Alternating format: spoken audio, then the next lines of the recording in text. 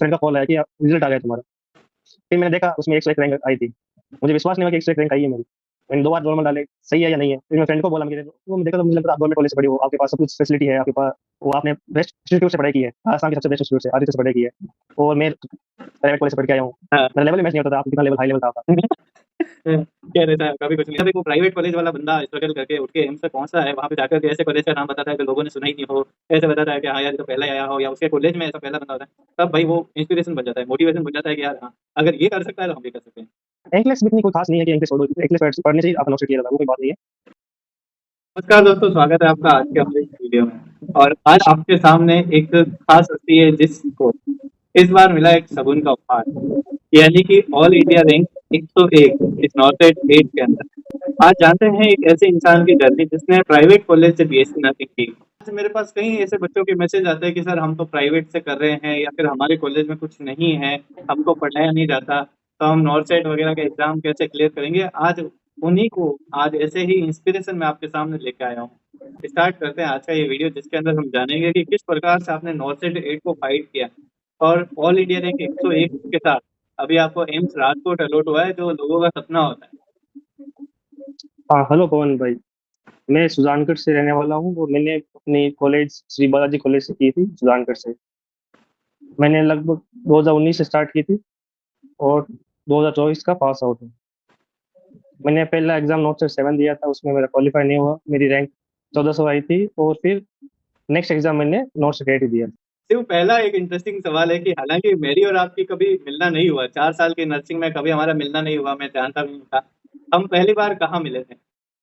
Library मिले थे। हाँ दोस्तों, की लाइब्रेरी के अंदर मैं इस सीट पे और मेरी फ्रंट वो सामने वाली सीट पे ये बंदा बैठता था। एक वेल डिसिप्लिन जिसको बोलते हैं कि वही सुबह आना, चुपचाप अपनी पढ़ाई में लगना। खैर, जैसे नॉर्थ साइड 7 में मुझे पता है कि कई सारे ऐसे सर्कमस्टांस थे, जैसे मेडिकल हेल्थ इश्यू हो गए थे और उसकी वजह से हाँ 1400 रैंक रही। तो शिव, आज हम ये जानते हैं कि जो जीरो से जैसे फर्स्ट नर्सिंग में एंटर किया, तब क्या परसेप्शन था फर्स्ट ईयर से फोर्थ ईयर का, पहले आप बताओ। फिर हम देखने कि कैसे आपने नॉर्थ साइड के लिए तैयारी की, फर्स्ट ईयर से फोर्थ। फर्स्ट मैंने फर्स्ट मैंने कोई प्लान नहीं था नर्सिंग करने का। हाँ। मेरा प्लान था आर्मी ज्वाइन करने का, आज- एयरफोर्स और आर्मी तो। मैंने 1 साल गैप भी लिया था इसके लिए। अच्छा। फिर फिर पता चला कि बीएससी नर्सिंग कोर्स होता है, सबसे बेस्ट है। फिर हमने देखा, गवर्नमेंट सेक्टर में ट्राई नहीं किया, सीधा प्राइवेट दिया था मैं। हाँ। फर्स्ट मुझे अभी तक याद है, मेरी फर्स्ट डे थी कॉलेज की 2 सितंबर 2019। हाँ। फर्स्ट डे ऑफ कॉलेज था वो। और लास्ट डे ऑफ कॉलेज था 13 मई 2024। अच्छा। लेकिन आपको सबको पता है प्राइवेट कॉलेज में कैसे होता है, फर्स्ट ईयर से हमको इतना पता नहीं था कि भाई नर्सिंग में कौन कौन सब्जेक्ट होते हैं, क्या क्या होता है, क्या नहीं होता है। फिर धीरे धीरे जैसे पता चला एनाटॉमी होती है, एनाटॉमी फंडामेंटल सब कुछ पढ़े। फिर धीरे धीरे पता चला कि नोट्स एग्जाम भी होते हैं। लगभग मान लो आप थर्ड ईयर से मैंने प्रिपरेशन स्टार्ट कर दी थी। तो ये first year, second year, third year में ऐसे पढ़ने के सोर्स क्या रहते थे? सॉल्व पेपर या बुक्स वगैरह या क्या? नहीं, फर्स्ट ईयर में तो क्रेज था ना कि हम नर्सिंग डॉक्टर बन रहे हैं। तो एनाटॉमी की किताब रोज एंड विल्सियन सबसे फेमस किताब थी हाँ। एनाटॉमी की। और फंडामेंटल सिस्टर नैन्सी हाँ। किताबें पढ़ते थे, हमको पता नहीं था कि क्या पूछेंगे क्या नहीं करेंगे। फिर हमसे सीनियर से बात की हमने, हाँ। बताओ बॉस क्या क्या आएगा, क्या नहीं लिखना है, क्या करना है। उन्होंने बताया कि 100 पेपर पढ़ लो, जब सर। 5 साल पेपर, 5 साल पेपर उठा लो, जो इसमें क्वेश्चन है वो पढ़ लो, बस इतना ही है। तो जैसे कॉलेज के अंदर ऐसे परसेंटेज वगैरह, रैंक वगैरह ऐसे रहती थी अच्छी, या फिर? हाँ, नहीं कॉलेज में फर्स्ट ईयर में तो फर्स्ट रैंक थी मेरी अच्छा। क्लास की। फिर सेकेंड ईयर में मेरी लगभग सेकेंड रैंक आई थी। और थर्ड ईयर मेरी रैंक नहीं आई थी मेरी। अच्छा, तो अभी थर्ड ईयर में डीमोटिवेशन कोई रैंक, फील नहीं किया? और नहीं नहीं नहीं डी, उसका रीजन कुछ अलग था वो। क्या रीजन था? उस कुछ ऐसे रैंक नहीं, लड़की वड़की की वजह नहीं से? नहीं, वो तो कुछ रीजन, अलग रीजन था उसका। अच्छा। खैर, जो बहुत डिसिप्लिन मैंने देखा। और सबसे अच्छी बात यह है कि आपके प्राइवेट कॉलेज में आप फर्स्ट ही ऐसा बंदा है जो नॉर्थ साइड क्रैक करके एम्स में गया है। हाँ, लगभग 2019 में लगी थी एक, मेरी दोस्त थी, अभी भोपाल एम्स में वो। हम्म। उसके बाद मैं ही हूँ, अच्छा। 3-4 साल गैप लिए। 2019 तक ठीक है, कंपटीशन इतना नहीं था, नर्सिंग का क्रेज कोरोना के बाद बहुत ज्यादा हुआ, तो अब थोड़ा हाँ कंपटीशन में भी डिफरेंस आ गया, तो सच में ये बहुत ही अच्छी बात है। मुझे पता है, इतना बस याद है कि जब आप लाइब्रेरी में आते थे, आप बैठ के पढ़ते थे, तो मेरे अंदर एक कंपटीशन जागता था मैंने कहा यार ये बंदा एनक्लेक्स पढ़ चुका है ये सब। वैसे अभी हम डिस्कस करेंगे आप कौन कौन सी किताबें ज्यादा पढ़ी है। और मैं यहाँ पे हूँ, मेरा लेवल थोड़ा सा, मैं सच में मानता हूँ आपसे कम ही था। मुझे इतना नहीं आता था, टीएनसी वगैरह की टेस्ट सीरीज में रैंक भी कम आती थी। पर मुझे हमेशा एक मोटिवेशन मिलता था कि हाँ यार ये बंदा इतना अच्छा कर रहा है तो मैं भी कर सकता हूँ। खैर फिर जब फोर्थ ईयर और थर्ड ईयर में नॉर्थ साइड की प्रिपरेशन का कैसे सोचा कि क्या करना चाहिए? फिर हमारे जो सीनियर थे, सबसे मेन थे वो हमारे महेंद्र सर। उनको मैं थैंक यू बोलना चाहूंगा, उनके वजह से अभी वो एम्स देवगढ़ में है। अच्छा। हाँ, उन्होंने हमको मोटिवेट किया कि ऐसा एग्जाम होता है नॉर्थ स्टेट जैसा, एम्स में हम जा सकते हैं। उन्होंने बताया था कि इसमें नॉर्थ स्टेट नाम से एक एग्जाम आएगा, उसमें हम कैसे प्रिपरेशन करें, क्या क्या बुक्स पढ़े, क्या नहीं पढ़े, सारी गाइडलाइन उन्होंने दी थी। हम्म। तो उस समय ऐसा लगता था कि यार एम्स टफ होगा या क्या ही हम कैसे करेंगे? हाँ, एम्स का एक नाम ब्रांड है ना, एम्स। हाँ। लगता था हम तो प्राइवेट कॉलेज वाले हैं, कहाँ जा सकते हैं एम्स। तो उस समय ऐसे कुछ लोग भी रहे होंगे, टांग खिंचाई की होगी दोस्तों ने कि तू क्या पढ़ रहा है ये वो। हाँ, ऐसे तो होते हैं, सब कुछ हर जगह होते हैं। जब आप कुछ अच्छा करने जाते हो तो बुरे लोग तो मिलेंगे यार। खैर कुछ ऐसे भी दोस्त मिले होंगे भाई जिन्होंने सपोर्ट किया। हाँ, ऐसे खूब सारे दोस्त हैं मेरे। इनमें दो चार का नाम भी मेंशन कर दो ताकि वो जब ये वीडियो देखे हाँ। तो यार खुशी फील हो। हाँ, जैसे नाम अब सबके नाम तो मैं ले नहीं सकता, लेकिन मेन मेन मेरे दोस्त नरसिंह साहू, गजेंद्र शर्मा, जयकिंदर मेहरिया, जयकिंदर चोटिया, ऐसे बहुत सारे दोस्त थे। तो क्या सिर्फ सच में दोस्तों से फर्क पड़ता है कि हम जैसे दोस्त रखते हैं उनसे हमारी पढ़ाई पे भी इफेक्ट आता है? हाँ, पढ़ता है ना। अब हम मान लो आपके दोस्त पढ़ रहे हैं तो आपको अपने मोटिवेशन आएगा कि हमको पढ़ना है। अगर आपके दोस्त भी पढ़ नहीं पढ़ रहे तो आपको लगेगा क्या क्या करना है, हम एक न पढ़ के क्या करेंगे। तो सिर्फ मतलब नहीं है। हाँ, एम्स में लगने का ना एक अंदर से एक मोटिवेशन जागता है कि यार घर की सिचुएशन होती है कई बार ऐसा होता है कि यार खुद की वो सेल्फ डिग्निटी के लिए होता है। तो आपके अंदर ऐसे सबसे मेन क्या था कि हाँ इस वजह से मेरे को वही एम्स में ही जाना सबसे मेन था कि हमारे अब मेल नर्स हम प्राइवेट जाएंगे तो सैलरी नहीं मिलेगी। है? यस। 20-30 हज़ार रुपए देंगे, कुछ काम नहीं। 20-30 हज़ार तो बहुत ज्यादा। हाँ, इतने देते नहीं है। हाँ। 10-15 हज़ार रुपए देते हैं। हाँ। मेन मोटिवेशन तो मनी थी। मन हम्म। सही है क्योंकि आज के जमाने में भाई पैसा है तो वो बोलते हैं कि भाई पैसा भले आपको ऊपर नहीं उठा सकता पर वो नीचे भी नहीं गिराएगा। नहीं, एक एम्स में एक है, जॉब सिक्योरिटी है, प्लस आप जो चाहे वो कर सकते हो, फ्रीडम है, सब कुछ है। खैर जब अब फोर्थ ईयर हो गई उसके बाद किस तरीके से प्लान किया ये सबसे ज्यादा इम्पोर्टेंट है उन सारे प्राइवेट वगैरह के बच्चों के लिए कि हमें किस प्रकार से लेआउट करना चाहिए किस सब्जेक्ट को पढ़ना चाहिए इनके बारे में आप डिटेल में बताओ। स्टार्टिंग से आप जब चाहते हो कि फर्स्ट ईयर से पढ़ना चाहते हो, फर्स्ट ईयर से अपने खुद के नोट्स बनाओ, मेन सबसे इंपॉर्टेंट है। अच्छे अच्छे टेक्स्ट बुक्स पढ़ो, जैसे एनाटॉमी की हो गई, फंडा की हो गई, माइक्रो की हो गई। जो जो मेन मेन सब्जेक्ट है उनकी टेक्स्ट बुक्स पढ़ो। सबसे मेन है कि टेक्स्ट बुक पढ़ना। फिर उनसे नोट्स बनाओ अपने आप खुद के। जितने आप खुद के नोट्स बनाना सीखोगे ना, उतना आपको फायदा होगा। फिर आपको अगर लग रहा है आपको कुछ नहीं आ रहा है या कुछ कोई डाउट है, कुछ है, तो आप कोचिंग ज्वाइन कर लो। बहुत सारी कोचिंग होती है। आपको जो बेस्ट लगे वो ज्वाइन कर लो। फर्स्ट ईयर में ही ज्वाइन कर ले या थोड़ा रुक के? नहीं, फर्स्ट ईयर में तो आप नोट्स, फर्स्ट ईयर में तो टेक्स्ट बुक पढ़ो, समझो नर्सिंग क्या है, बेसिक्स क्या है, क्या पढ़ना है, क्या नहीं पढ़ना। हर चीज के बारे में जानना पता है बहुत जरूरी है। पता है जी, हर सेकंड सेमेस्टर के बच्चे कई बार ऐसे कमेंट करते हैं सर हम कौन सी कोचिंग ले। मैंने कहा भाई अभी एबीसीडी पढ़ के मजे कर लो। कोचिंग तो शॉर्टकट बताती है कि आपको क्या पढ़ना है, क्या नहीं पढ़ना, लेकिन जब टेस्ट बुक पढ़ोगे ना, पता चलेगा क्या क्या है, हमारे ऑर्गन क्या कैसे काम करते हैं, क्या क्या होता है बॉडी में, क्या नहीं होता है। एज ए नर्स आप क्या, आपका क्या रोल है, क्या नहीं कर सकते आप, सब कुछ पता चलेगा आपको टेक्स्ट बुक पढ़ोगे तो। फिर फर्स्ट ईयर सेकंड ईयर के बाद टेक्स्ट बुक के बाद हाँ, और थर्ड ईयर में स्टार्ट कर सकते हो प्रिपरेशन करना। थर्ड ईयर एंड में आप कोचिंग स्टार्ट कर लो, आपको जरूरत हो तो। इतना कोचिंग की जरूरत नहीं है, अगर सेल्फ स्टडी करोगे तो बहुत बेनिफिट होगा आपके लिए। तो मेन तो सेल्फ स्टडी है। हाँ, तो जैसे एक कि कौन कौन सी बुक्स हमें भाई उस समय पे ऐसे अरेंज कर लेनी चाहिए। जैसे इसमें बहुत ही सारे डाउट है, जैसे मेरे को पूछोगे तो मैं पीआर यादव और इंटेलेक्ट से ज्यादा ऊपर नहीं जाऊंगा। ठीक है। हाँ, कई इंडिविजुअल चॉइस भी होती है, आपके हिसाब से आप सही सलाह किसको क्या करोगे? सबसे बेस्ट बुक तो मेरे हिसाब से मिशन परिचारिका है, वॉल्यूम 2। उसमें जो थ्योरी दी है वो इमेज बेस्ड क्वेश्चन है, सारे सब कुछ एक छोटे से बुक में डाल रखी है। मैंने भी बहुत नाम सुना है मिशन परिचारिका का। नहीं, मैंने नोट 7 जब मेरा नहीं हुआ था, फिर मैंने क्या किया था, मैंने सर्च किया था कौन सी बुक पढ़े। तब मुझे वीडियो मिला था, उसमें मिशन परिचय का बुक बताई थी, मैंने तुरंत ऑर्डर कर दी थी। फिर मैंने नोट 7 सितंबर में रिजल्ट आया था, लगभग अक्टूबर रिजल्ट आया था। तब से लेके मैंने मार्च अप्रैल तक मिशन परिचय का पढ़ी थी, और कुछ नहीं पढ़ा बस। मिशन परिचय का और क्वेश्चन प्रैक्टिस, दो ही चीज की। ग्रेट।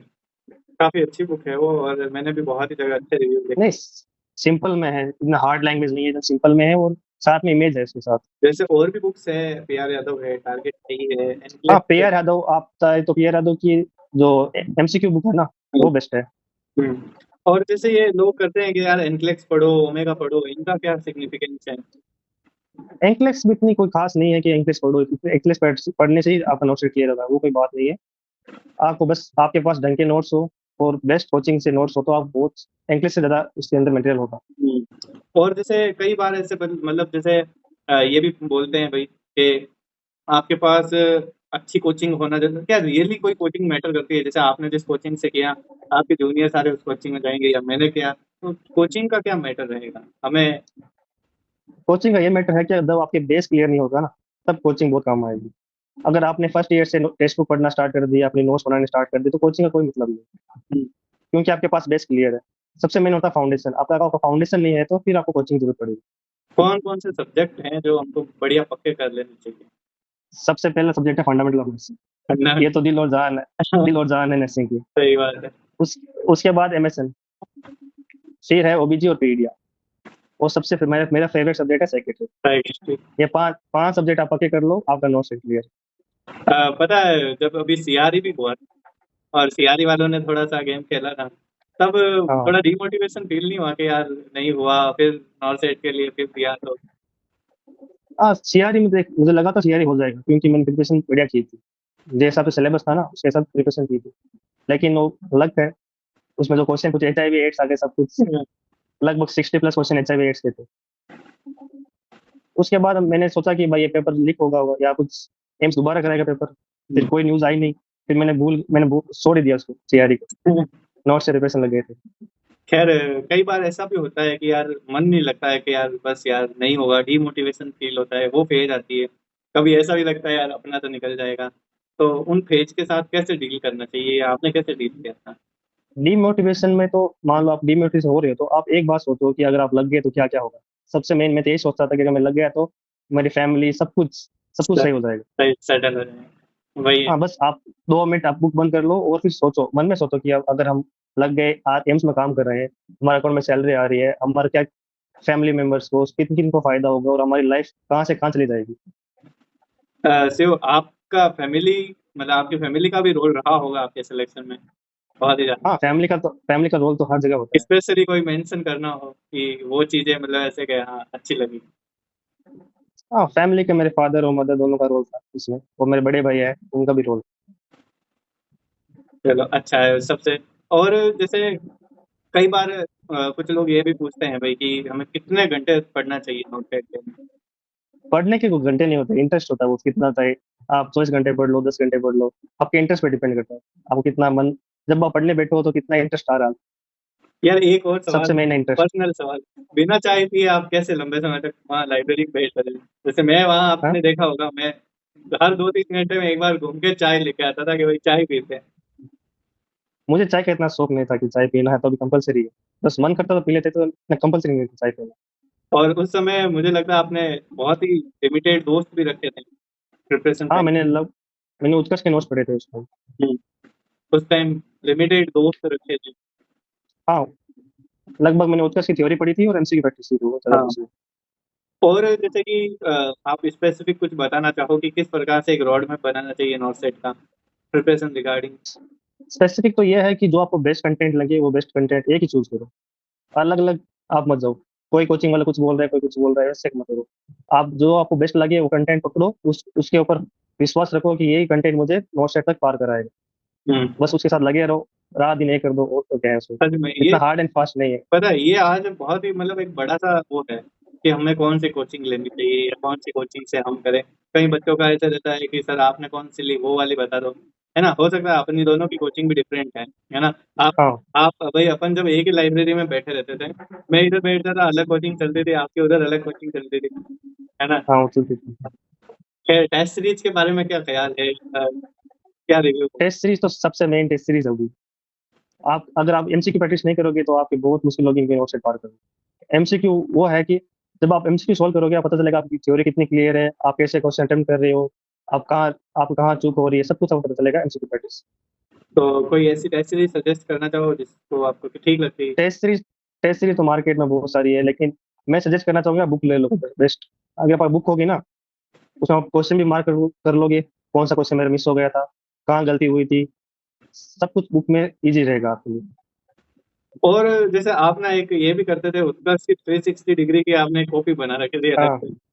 उससे आपको कितनी क्या हेल्प मिली? हाँ, उससे मेरे नोट सेट 7 प्री में बहुत हेल्प मिली थी 360 क्लासेस से। क्योंकि उनमें ना जो कंटेंट आता है 360 में, सिद्धार्थ सर ने वो बताते हैं क्वेश्चन कैसे अटेम्प्ट करते हैं, कौन सा क्वेश्चन एलिमिनेट करें, क्या कैसे हम लॉजिक लगाएं, सारे कुछ आइडिया मिलते हैं उससे।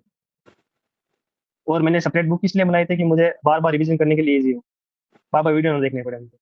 अब एक सबसे मेन सवाल, जिस दिन ये हाँ, नोट सेट 8 का रिजल्ट आया, कि भाई साहब पीडीएफ के अंदर रोल नंबर जैसे 101, उस समय ऐसे क्या सिचुएशन हो रही थी? उस टाइम हम 3 फ्रेंड थे, हम वीडियो कॉल पे चैट कर रहे थे। हाँ। ऐसे बात बात कर रहे थे, तभी एक फ्रेंड ने को ऐसे फ्रेंड का कॉल आया कि रिजल्ट आ गया तुम्हारा। फिर मैंने देखा उसमें 101 रैंक आई थी। मुझे विश्वास नहीं हुआ कि 101 रैंक आई है मेरी। मैंने 2 बार रोल नंबर डाले, सही है या नहीं है। फिर मैं फ्रेंड को बोला मेरे मेरा रोल नंबर है, आप डाल के देखो सही।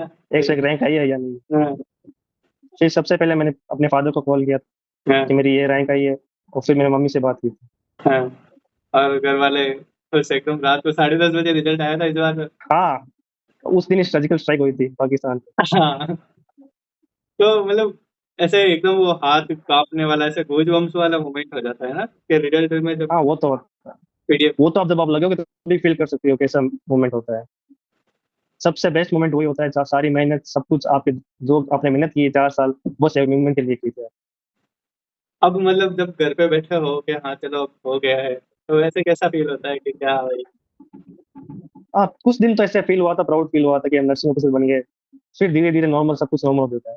पता है ये खासियत किस चीज़ की होती है? ये होती है हमारी मेहनत की, कि यार हमने मेहनत की, हम लग गए। कोई बंदे ऐसे ओनली लक से लगते हैं ना, उनमें ऐसा रहता है, हमेशा यूफ़ोरिया वाली स्टेज ही रहती है, कि यार हम तो लग हाँ, गए।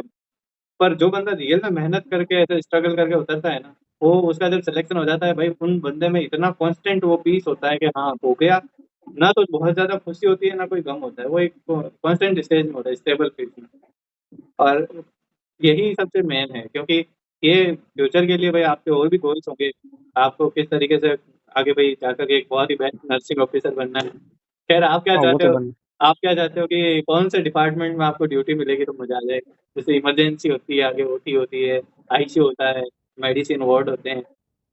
सबसे बेस्ट मुझे लगता है कि इमरजेंसी वार्ड मिल जाए, अच्छा। कि वहाँ वहाँ हम लाइव देखेंगे क्या कैसे रिस्पॉन्स करना चाहिए, सच क्या में पता है, सिचुएशन में कैसे हम डील करें। लोग कैजुअलिटी और इमरजेंसी से डरते हैं कि यार कहीं ये नहीं मिल जाए, पर सच में ये बहुत अच्छा है। वहाँ पे मतलब वहाँ ऐसे होता है, अमीर से अमीर भी आके दुखी हो गया ये कि भाई तुम पैसे ले लो, बस ये इंसान बचा दो, वहाँ पता चलती है अहमियत। खैर, लाइफ क्या होती है वहाँ पता लाइफ चलती है। क्या होती है। अगला सवाल है कि भाई ये नॉर्सेट के बाद भी अपने पास कई सारे ऐसे करियर अपॉर्चुनिटी होती है, आगे इस फील्ड में और अच्छा कर सकते हैं, तो आपका भी विचार है या बस कि हाँ एक हॉस्पिटल में अच्छी सर्विस देके? हाँ, मेरा विचार है कि मैं सेक्रेटरी से एमएससी करना चाहता हूँ, और आगे पीएचडी करना चाहता हूँ। लोगों का दिमाग कि पढ़े। मेरा फेवरेट सब्जेक्ट साइकेट्रिक है, सच में साइकेट्रिक इसलिए। बहुत इंटरेस्टिंग है, पढ़े तो। हाँ, अगर आप एक बार समझ लोगे ना साइकेट्रिक क्या है, फिर आप हर एक बंदा लगेगा कि इसके अंदर कुछ ना कुछ डिसऑर्डर है। तो अगला सवाल है शिव, कि कॉलेज का कोई ऐसा बेस्ट मोमेंट कि जो मतलब अभी तक अनफॉरगेटेबल है? हाँ, सबसे बेस्ट मोमेंट तो यही था, थर्ड ईयर में, जब हम थर्ड ईयर में थे, हमारे कॉलेज में क्या होता कि स्पोर्ट्स वीक होती थी। हर ईयर स्पोर्ट्स वीक होती है, इसके अंदर जो बंदा ज्यादा ट्रॉफी लेके आता है ना, उनको स्टूडेंट ऑफ द ईयर मिलता था। हम्म। फिर उस ट्रॉफी के लिए हम दो बंदों में हुई थी फाइट कि भाई कौन बनेगा स्टूडेंट ऑफ द ईयर। फिर उसके लिए कॉलेज कॉलेज सर ने डिसाइड प्रिंसिपल सर ने डिसाइड किया कि वोटिंग करेंगे हम, जिनको ज्यादा वोट मिलेंगे उनको ट्रॉफी मिल जाएगी। हाँ। फिर वो चुनाव जैसा माहौल हुआ, वोटिंग हुई, उसमें मैं विनर रहा, तो मुझे स्टूडेंट ऑफ द ट्रॉफी मिली थी। हाँ, वही मेरा सबसे बेस्ट मोमेंट था कॉलेज का, कि कि मुझे एक student of the year, leadership first student वाली ऑफ द ईयर। फीलिंग आई। हाँ, first student of the year college कर रहा था मैं। गजब गजब। सच में कॉलेज के अंदर ये एक्स्ट्रा करिकुलर में ग्रोथ भी बहुत ज्यादा जरूरी है, क्योंकि हाँ, मजा आता है। खैर आपका कहीं ऐसे सिंगिंग डांसिंग नहीं पोइट्री? ऐसा कुछ मेरा कुछ नहीं। बहुत इंट्रोवर्ट पर्सनालिटी आपकी है ना? हाँ, मेरी ड्राइंग्स फेवरेट थी, देखा जाए। खैर बहुत अच्छा है कि ये मतलब अंदर बहुत कुछ भरा है। हाँ। सही है। और कोई ऐसा फेवरेट इंस्पिरेशन आपका बना हो नर्सिंग फील्ड का बंदा? हाँ, मैंने आपके स्टार्टिंग में बताया था कि मैं, हमारे मैनेजर सर थे, उनको उनको जब देखता था फील होता था कि हमको भी नर्सिंग ऑफिसर बनना है। उन्होंने जो मेहनत की है, उन्होंने जो गाइडलाइंस दी है, वो हमारे इंस्पिरेशन थे, और हमारे गाइडलाइन वही मेंटोर वही थे हमारे। रिसेंट का मैंने एक वीडियो बनाया कोचिंग पे, तो मैंने पता है एक बात बोली, हाँ। मैंने कहा आप किसी भी कोचिंग से करोगे ना, तो वहाँ पे एक ऐसा अकेला बंदा होगा जो तुम्हें इतना इंस्पायर करेगा कि हाँ, अब तो एम्स चाहिए, अब तो भाई नर्सिंग ऑफिसर बनना ही है। तो ऐसा कोई टीचर आपकी लाइफ में आया हो? अब कोचिंग की बात करोगे तो उत्कर्ष के मुकेश सर है ना, सबसे बेस्ट लगे। उनकी जो थ्योरी पढ़ाने का तरीका सबसे बेस्ट लगा था मुझे। और उनके बाद जो हमारे कॉलेज वाले टीचर थे, जैसे दिनेश सर हो गए, दिनेश पारिक सर, महेंद्र सर, और बाकी जितने टीचर थे, उन्होंने मेरे जितने लाइफ में सपोर्ट किया और हर कॉलेज में हर एक जगह मुझे सपोर्ट किया, उनके लिए सबके लिए थैंक यू बोलना चाहता हूँ। चलो अच्छी बात है, अगर ये वीडियो हम टीचर्स तक पहुंचेगा तो वो भी प्राउड फील करेंगे। और जब हम लाइब्रेरी में बैठे रहते थे भाई, मैं मेरे सीनियर थे, मेरे बैचमेट थे, वहाँ हम लाइब्रेरी में बैठे रहते थे, हमें देख के क्या फील होता था कि यार ये क्या, जो आपको जो देखकर सच मेरे है वो दिल बता में, देना, बुराई हो तो हाँ, सुनेंगे। हाँ। बुराई की बात नहीं है। आपको मैं देखता था, मुझे लगता था आप गवर्नमेंट कॉलेज से पढ़े हो, आपके पास सब कुछ फैसिलिटी है, आपके पास वो आपने बेस्ट इंस्टीट्यूट से पढ़ाई की है, राजस्थान के सबसे बेस्ट इंस्टीट्यूट से, आदित्य से पढ़ाई की है। और मैं प्राइवेट कॉलेज से पढ़ के आया हूँ। हाँ। मेरा लेवल ही मैच नहीं होता था, आपका कितना लेवल, हाई लेवल था आपका। खैर ऐसा कभी कुछ नहीं था, मैं पता है भाई जो भी ये वीडियो देख रहा है, मैं हमेशा डाउट जो भी मेरा रहता था मैं इनसे पूछता था, और इनके पास कहीं ज़्यादा एक्यूरेट डाटा रहता था मेरे से भी, कि हाँ इसका आंसर ये है। कई सारे ऐसे टेस्ट सीरीजों में भी हमारे सवाल आते थे जिनमें कंट्रोवर्सी होती थी, तो हम एक दूसरे से डिस्कस करते थे, तब कहीं ना कहीं इनसे मुझे बहुत नॉलेज मिलता था कि हाँ यार। और मैं हमेशा अपने दोस्तों को बोलता रहता था कि वो बंदा, पता है, आपके रिजल्ट से पहले ही मैंने अपने जो भी दोस्त सेलेक्ट हुए या जो प्रिपेयर कर रहे हैं, मैंने उनको बोल दिया था कि देख लेना इस बार उस बंदे की रैंक आएगी बहुत तगड़ी, वो फिक्स है कि सेलेक्ट होगा। ठीक है। खैर बहुत ही अच्छी, जब अभी 8 का रिजल्ट आया, तब मैंने हाथों हाथ मैसेज डाला, मैंने कहा भाई बस रैंक बता दो अच्छी सी एक। और ऐसा हाँ। बहुत सच में अच्छा लगता है जब भाई ऐसे अच्छे बंदे, पढ़ने वाले बंदे निकलते हैं। हालांकि देखो मैं आपको नहीं जानता बहुत ज्यादा, या फिर आपसे मित्रता नहीं है इतनी बनी, लेकिन ये है कि भाई जो बंदा डिजर्व करता है वो एम्स तक जाना ही चाहिए। और मेन बात ये है कि आप ना, पता है, प्राइवेट कॉलेज के इंस्पिरेशन हो बहुत ही सारे ऐसे बच्चों के, क्योंकि गवर्नमेंट कॉलेज बहुत लिमिटेड है। चलो आपने जैसे बोला ना कि मैं टॉप गवर्नमेंट कॉलेज से पढ़ा हूँ, तो लोगों को मेरे से एक्सपेक्टेशन रहेगी कि हाँ यार ये बंदा तो चलो पहुंच जाएगा। लेकिन जब एक वो प्राइवेट कॉलेज वाला बंदा स्ट्रगल करके उठ के एम्स तक पहुंचता है, वहां पे जाकर के ऐसे कॉलेज का नाम बताता है जो लोगों ने सुना ही नहीं हो, ऐसे बताता है कि हाँ यार ये तो पहला ही आया हो, या उसके कॉलेज में ऐसा पहला बंदा होता है, तब भाई वो इंस्पिरेशन बन जाता है, मोटिवेशन बन जाता है कि यार हाँ, अगर ये कर सकता है तो हम भी कर सकते हैं। थैंक यू भाई, इतनी तारीफ मैंने खुद कभी नहीं सुनी मेरी। नहीं सच है यार। आप ही कर रहे हाँ क्यों, सच, ये सच है। मैं भाई अभी जैसे अपने सोशल मीडिया पे भी कई बार ऐसे जैसे वो 12th फेल मूवी देख लो यार, आईएएस तो बहुत बनते हैं, लेकिन हाँ। उस बंदे ने पर्सनल इतना स्ट्रगल किया। तो क्योंकि हमारे सच में प्राइवेट कॉलेजों की हालत बहुत ऐसी है कि, और लेकिन पता है मेहनत ज्यादा वो बच्चे करते हैं, मेहनत प्राइवेट कॉलेज वाले ज्यादा करते हैं। गवर्नमेंट कॉलेज वाले फिर भी एक बार ये इसे ऐसे अहंकार में रह जाते हैं कि हम तो गवर्नमेंट से हैं, पास हो जाएंगे। प्राइवेट कॉलेज वाले अच्छा पढ़ते हैं, बस उनके पास नहीं होता तो एक मोटिवेशन कि यार हम कर पाएंगे या नहीं कर पाएंगे। उसका जवाब आपके इस वीडियो से मिल जाएगा उनको। खैर थैंक यू। आप कुछ और हमारे इन छोटे स्टूडेंट्स को बताना चाहोगे, आपके जूनियर्स को बताना चाहोगे? इतना डिफिकल्ट नहीं है नोट से क्रैक करना, बस आपको एक पर्टिकुलर वे में आपको पढ़ाई करनी है। आज आज के ज़माने में हर हर डायरेक्शन में डिस्ट्रैक्शन होते हैं। जहाँ जाओगे आप, हर एक बंदा आपको बताएगा कि ये कोचिंग कर लो, ये कर लो, ये बुक पढ़ लो, वो पढ़ लो। पढ़ने से कुछ नहीं होगा, बस एक जगह टिकने से, एक जगह बैठने से आपकी मेहनत रंग लाएगी। और सब इंटेलिजेंट हो, नर्सिंग कर रहे हो, सबसे बेस्ट कोर्स है, आपको लगता होगा कि ऐसी भी इसे क्या करें, मेल के लिए चांस नहीं है। लेकिन ऐसा कुछ नहीं है, बस आपको मेहनत करनी है और अपने हार्ड वर्क करना है बस। सही है, बहुत ही बढ़िया है। और बहुत धन्यवाद शिवरतन, अभी मुझे पता है आपके बाहर मौसम भी खराब है, लाइट का इश्यू भी है, फिर भी आपने टाइम निकाल के ये वीडियो दिया, और बहुत ही अच्छा लगा कि भाई ये सारा। और अगेन आप सबको, आपको बहुत कॉन्ग्रेचुलेसन, आपके पूरे परिवार को थैंक यू। कॉन्ग्रेचुलेसन। अच्छे से जाइए, ज्वाइन करिए, राजकोट एम्स बहुत ही अच्छा है, गुजरात बहुत अच्छा सिटी है। और अच्छे से नर्सिंग में मेहनत करते रहिए, और बाकी सब भगवान के ऊपर छोड़ा हुआ है, मेहनत करते जाओ, फल ज़रूर मिलेगा।